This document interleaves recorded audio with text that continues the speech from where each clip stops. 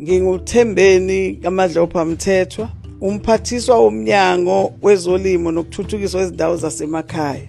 Isifundazwe sethu sibhekene nobhubhane lwesifo samatele esikhinyabeza imfuyo, umnotho nenhlalo yabantu nje jikelele. Kuningi uhulumeni akwenzayo ukunqanda isifo. Sesihlonze saphinde sajova izinkomo ezingaphezulu ka-800,000 selokhu kwabheduka lesi sifo ngo-2021.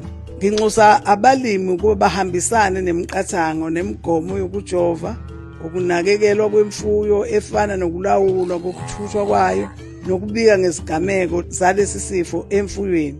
Kungekudala sinondunankulu wesifundazwe umhlonishwa uThamsanqa Ntuli sizobe sethula umkhankaso wokulwa nalesi sihlava.